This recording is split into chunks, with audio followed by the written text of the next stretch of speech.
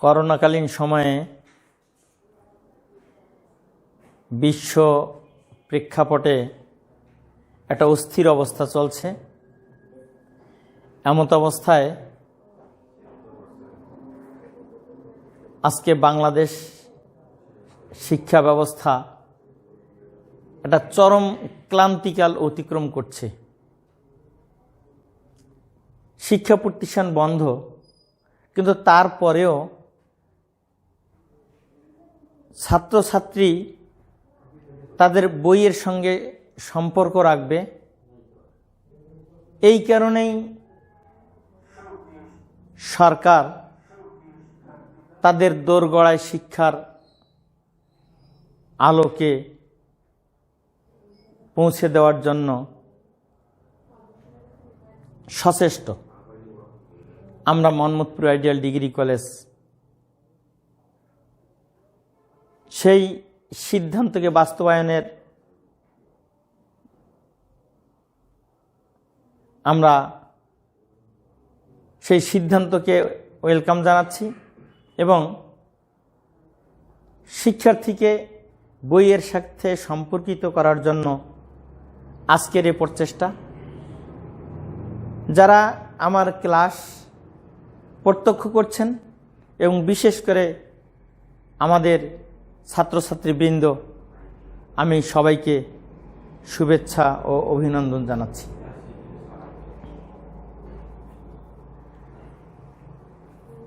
আজকে আমি Mohammad Mofazzal Hossain, Mohammadpur ideal degree college Bangla বিষয়ের সহকারী অধ্যাপক। বাংলা সাহিত্যের একটি কবিতা মাইকেল মধুসূদন দত্ত রচিত বিভীষণের প্রতি মেঘনাদ, এই কবিতাটিকে আলোচনায় বেছে নিয়েছি। তো কবিতার প্রারম্ভেই সংক্ষিপ্ত আকারে কবি মাইকেল মধুসূদন দত্তের বিষয়ে কিছু কথা বলতে চাই। প্রিয় শিক্ষার্থীবৃন্দ, বিভীষণের প্রতি মেঘনাদ এই কবিতাটি একাদশ এবং দ্বাদশ শ্রেণীর সিলেবাসে নির্বাচিত। মাইকেল মধুসূদন দত্ত তিনি জন্ম লাভ করেন 25শে জানুয়ারি 1824 খ্রিস্টাব্দে আর মৃত্যুবরণ করেন 1873 খ্রিস্টাব্দের 29শে জুন। বাংলা সাহিত্যের আধুনিক কবিদের অন্যতম কবি মাইকেল মধুসূদন দত্ত বাংলা কবিতার অগ্রদূত বলা চলে। বাংলা কবিতার আধুনিকতার দিগন্ত উন্মোচন করেছেন এই মাইকেল মধুসূদন দত্ত। তার পিতার নাম রাজনারায়ণ দত্ত, মাতার নাম জাহ্নবী দেবী। ছোটবেলা থেকেই এই অসাধারণ কবি তার অসাধারণ মেধা নিয়ে জন্মলাভ করেছেন। ছাত্র অবস্থা থেকেই তার মেধার বিকাশ ঘটে। নিজেকে ইংরেজি সাহিত্যে প্রতিষ্ঠিত হওয়ার জন্য তার আপ্রাণ একটা প্রচেষ্টা ছিল।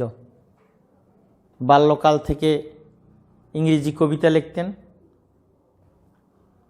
এক পর্যায়ে ইংরেজি সাহিত্যে তিনি তার আসন দখল করবেন। ইংরেজি সাহিত্যে পরিচিতি লাভ করবেন, বিখ্যাত হবেন। আর বাংলা ভাষা, বাংলা সাহিত্য এটাকে খুব একটা তিনি গুরুত্ব দিতেন না।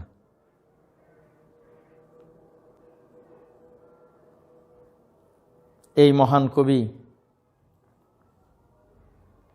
তার ভাষাগত দিক যদি আমরা আলোচনা রাখি, তার শিক্ষার প্রতি যে আকর্ষণ এবং প্রেরণা যদি আমরা লক্ষ্য করি, তাহলে দেখতে পাই শুধু বাংলা ভাষা জন্মগতভাবে তিনি আত্মস্থ করেছেন, তারপর ইংরেজি সাহিত্য তো বটেই, একাধারে ফরাসি, ল্যাটিন, সংস্কৃত, গ্রিক, বিশ্বের বিভিন্ন ভাষা তিনি আত্মস্থ করেছিলেন। এই পণ্ডিত কবি আমরা অল্প সময়ের মতো পেয়েছি বাংলা সাহিত্যে। তিনি বাংলা সাহিত্যে মেঘনাদ বধ কাব্য, এই মহাকাব্যের জন্মদান করেছেন। বলা চলে বাংলা সাহিত্যে একটি মাত্র সার্থক মহাকাব্য, তা হচ্ছে মেঘনাদ বধ কাব্য। বাংলা সাহিত্যে সার্থক নাটকেরও তিনি একজন স্রষ্টা। শর্মিষ্ঠা, পদ্মাবতী, কৃষ্ণকুমারী নাটক তিনি রচনা করেন। যাই হোক, বাংলা সাহিত্যের অন্যতম শ্রেষ্ঠ কবি মাইকেল মধুসূদন দত্ত বাংলা সাহিত্যে তার আসন নির্ধারণ করেছেন। তিনি তার মর্যাদাকে নির্ধারণ করে দিয়েছেন তার সাহিত্যের মাধ্যমে। বাংলা সাহিত্য যতদিন থাকবে ততদিন মাইকেল মধুসূদন দত্ত বেঁচে থাকবেন। এই কথাটি নির্দ্বিধায় বলা যায়। আসুন আমরা কবিতার দিকে একটু যেতে চাই।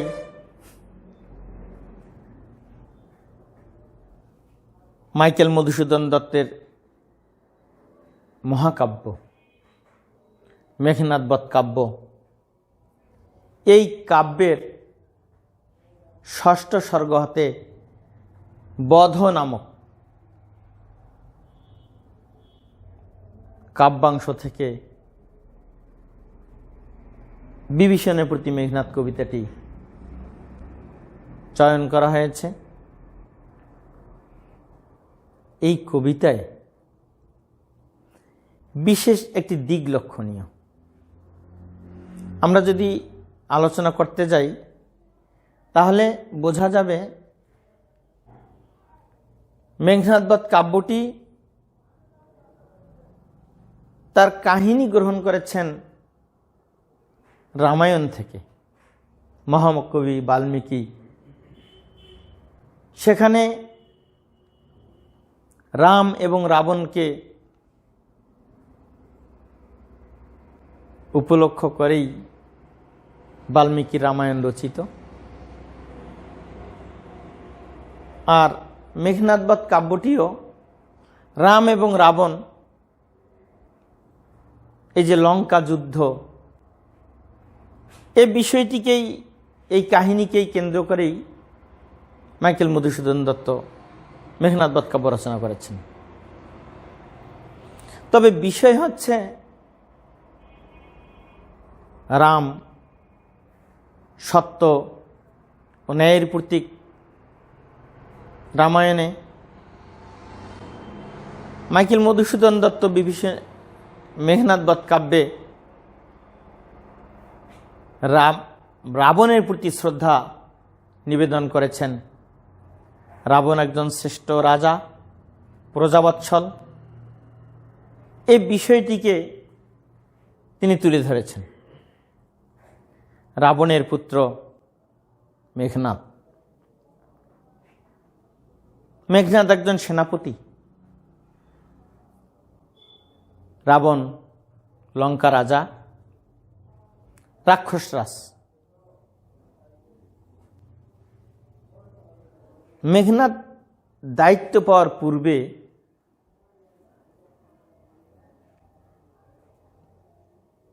রাবণের ভাই কুম্ভকর্ণ এবং তার বড় ছেলে বীরবাহুকে সেনাপতির দায়িত্ব দেওয়া হয়েছিল। কুম্ভকর্ণ বীরবাহুর মৃত্যুর পর মেঘনাদের পর দায়িত্ব অর্পণ করা হয়। মেঘনাদ যুদ্ধে যাওয়ার প্রাক্কালে বিজয়ের জন্য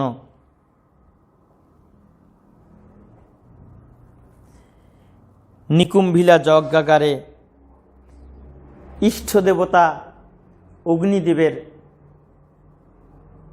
অর্চনায় বা পূজায় রত ছিলেন। নিকুম্ভিলা যজ্ঞাগারটি তার সুরক্ষিত ছিল প্রহরী দ্বারা। সেখানে তিনি অর্চনায় ব্যস্ত।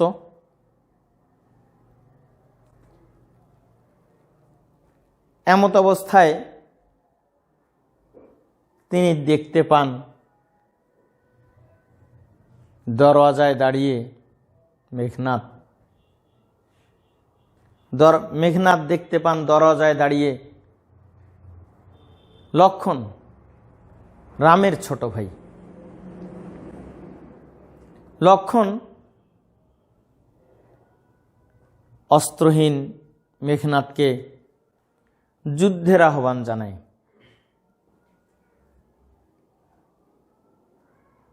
মেঘনাদ হতচকিত হয়ে যায়। একই কথা। তারপর তিনি প্রত্যক্ষ করেন, বুঝতে পারেন, উপলব্ধি করেন যে নিকুম্ভিলা যজ্ঞাগারে আসার ক্ষমতা, প্রবেশের ক্ষমতা তো লক্ষ্মণের নেই। কিন্তু মায়াদেবীর আনুকূল্যে রাবণের ছোট ভাই, রামের ছোট ভাই এখানে প্রবেশ করেছে। আর সঙ্গে ছিলেন রাবণের ছোট ভাই বিভীষণ, অর্থাৎ মেঘনাদের চাচা। মেঘনাদ হতবাক হয়ে যায়। একই কথা। তারই চাচা প্রবেশ দ্বারে, এটা মেঘনাদ কিছুতেই মেনে নিতে পারে না। মেঘনাদ যে কথাগুলি চাচার উদ্দেশ্যে উচ্চারণ করে, বলে, আর চাচা যে প্রতি উত্তর প্রদান করে, চাচার এবং ভাইয়ের ছেলে মেঘনাদ, এই দুজনের যে কথোপকথন, এই বিষয়টি তুলে আনা হয়েছে বিভীষণের প্রতি মেঘনাদ কবিতায়। এই কবিতায় মেঘনাদ দেশপ্রেমের সুউজ্জ্বল পরিচয় প্রদান করেছেন, নিজেকে দেশপ্রেমিক হিসেবে তুলে ধরেছেন। চাচাকে প্রশ্ন করবার চেষ্টা করেছেন, চাচা তুমি কেন হীন নিস এই লক্ষ্মণের সঙ্গে এসেছ? কেন তাকে এখানে প্রবেশ করিয়েছ? এটা তোমার উচিত হয়নি। তোমার বংশ, তোমার শ্রেষ্ঠত্ব, তোমার গৌরবের, তোমার অহংকারের বিশাল কিছু পরিচয় রয়েছে। তোমার মা একজন সতী সাধবী রমণী, তোমার ভাই একজন রাক্ষস রাজ কুম্ভকর্ণ তোমার ভাই, তুমি কেন তাদেরকে ছেড়ে ওই হীন নীচদের সঙ্গে তুমি যোগ দেবে? কেন তাদের দলে তুমি আশ্রয় নেবে? এটা কি তোমার উচিত হয়েছে?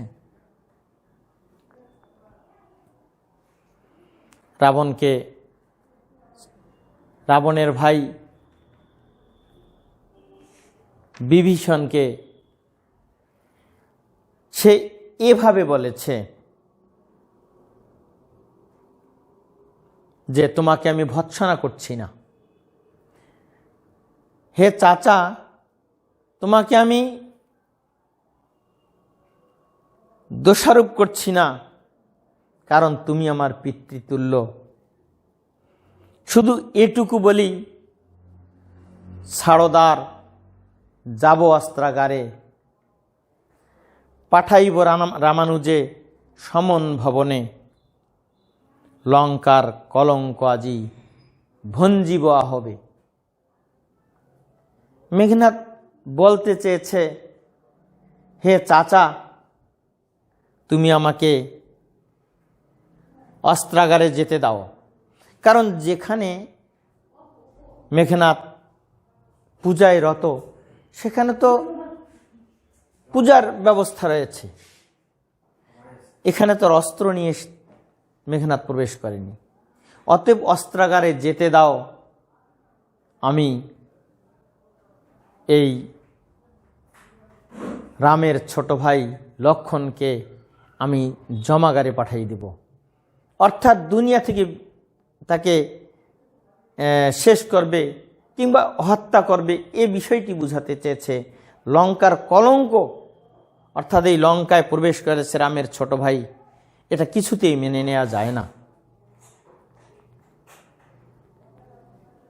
বিভীষণ জবাব দিয়েছে যে, হে ধীমান, এ সাধনা তোমার সম্ভব নয়। অর্থাৎ তাকে যেতে দেয়নি। বিভীষণ মেঘনাদকে অস্ত্রাগারে যেতে দেয়নি, দিতে পারে না। কারণ নিজেকে সে বলেছে রাঘব দাস আমি, মানে রামের সে দাস, আজ্ঞাবহ, তারই কাছে সে সঁপে দিয়েছে নিজেকে। সে কিছুতেই এ কাজ করতে পারে না।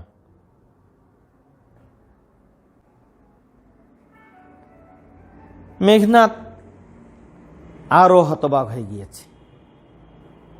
চাচাকে বলেছে, হে পিতৃব্য, তব বাক্যে ইচ্ছি মরিবারে।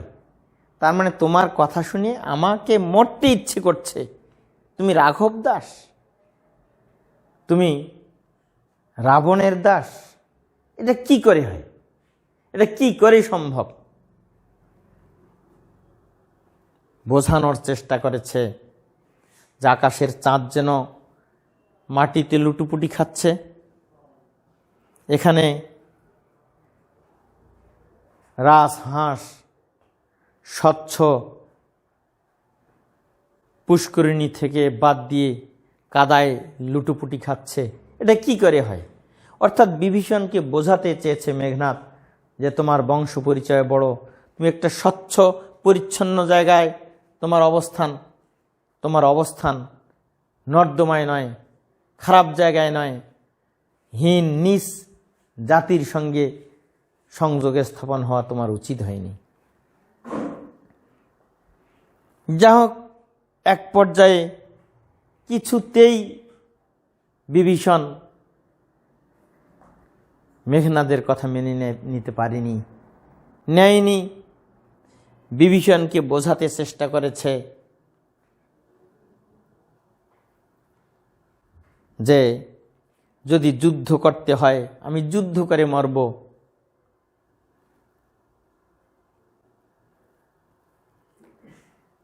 কিভাবে লক্ষ্মণকে শাস্তি দিতে হয় আমি তাই করব, শুধু এটুকু তোমার কাছে অনুনয় বিনয়, হে চাচা, তার সঙ্গে যুদ্ধ করবার আমাকে সুযোগ দাও। কারণ মেঘনাদ অস্ত্রহীন। একজন অস্ত্রহীন যোদ্ধাকে সুসজ্জিত অস্ত্রধারী যোদ্ধা কি করে যুদ্ধের আহ্বান জানাতে পারে? এ কথা শুনে লঙ্কার শিশুরাও হাসবে।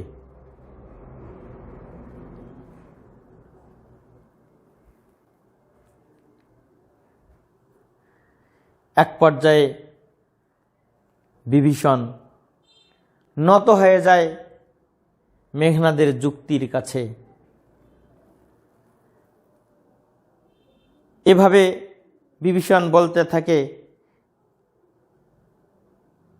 নাহি দোষী আমি বৎস, বৃথা বৎস মোরে তুমি, নিজ কর্মদোষে হায় মজাইলাই এ কনক লঙ্কা রাজা মজিলা আপনি।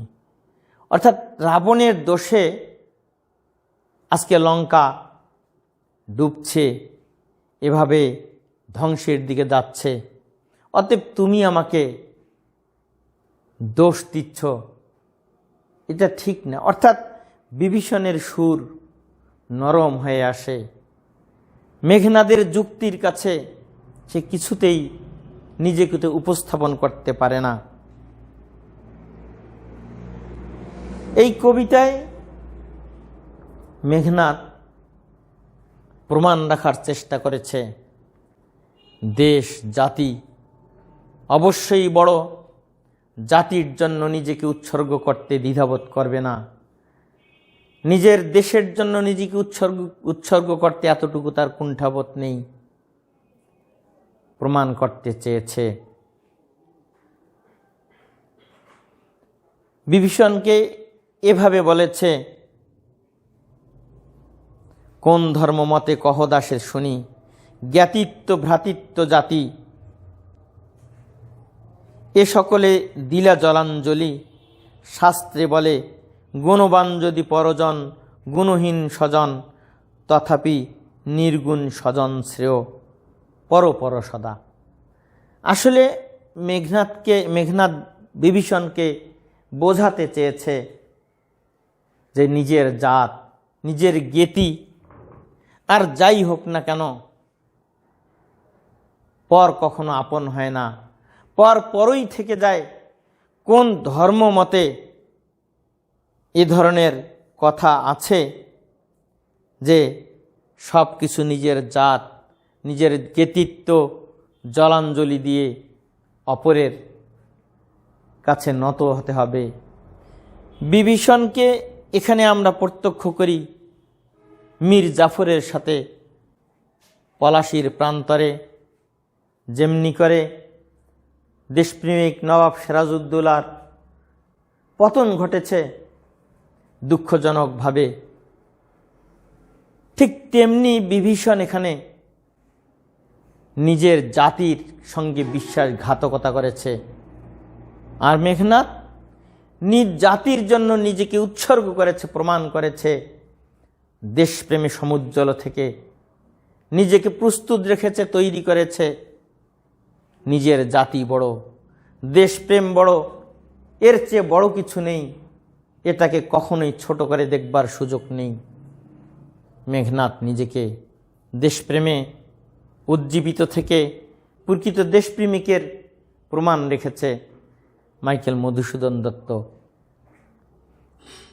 বিভীষণের প্রতি মেঘনাদ কবিতায় এই বিষয়টিকে তুলে ধরেছেন তার পুরো কাব্য জুড়ে, অর্থাৎ মেঘনাদবৎ কাব্য জুড়ে দেখি মেঘনাদ মহানায়কে পরিণত হয়েছে। দেশপ্রেমিকের উপস্থিত দৈহিক মৃত্যু ঘটলেও জাতির কাছে চিরস্মরণীয় হয়ে আছে। মহানায়কের পরিচয় প্রস্ফুটিত হয়েছে।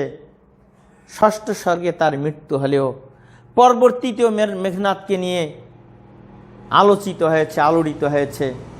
আমরা মেঘনাদবৎ কাব্যে দেখি এই বিভীষণের প্রতি মেঘনাদ কবিতায় দেশপ্রেমিক মেঘনাদকে তুলে ধরা হয়েছে। নিজের জাত, নিজের জাতি, নিজের জ্ঞেতি, নিজের গোষ্ঠী অবশ্যই মহৎ এবং বড়, তাদের মান সম্মান ইজ্জতের জন্য নিজের জীবনকে উৎসর্গ করতে হবে। আমরা এই কবিতায় এই বিষয়টিকে প্রত্যক্ষ করি। প্রিয় শিক্ষার্থীবৃন্দ, তোমাদের আবারও ধন্যবাদ জানাচ্ছি। আমি মোহাম্মদ মুফাজ্জল হোসেন, মোহাম্মদপুর আইডিয়াল ডিগ্রি কলেজের পক্ষ থেকে তোমাদের অভিনন্দন। তোমরা পড়ালেখায় ব্রতী হও, ভালো করে নিজেকে তৈরি করো, প্রস্তুত রাখো। আগামী দিনে নিজের জাতির জন্য, নিজের দেশের জন্য নিজেকে প্রস্তুত রাখো। আরও বেশি বেশি করে জ্ঞান অর্জনের জন্য বিশ্বব্যাপী পাঠশালার ছাত্র হওয়ার জন্য নিজেকে প্রস্তুত রাখো। ধন্যবাদ তোমাদেরকে। আপনারা যে দেখছেন সবাইকে ধন্যবাদ জানিয়ে আজকের আমার ক্লাস রীতি টানছি। ধন্যবাদ সকলকে।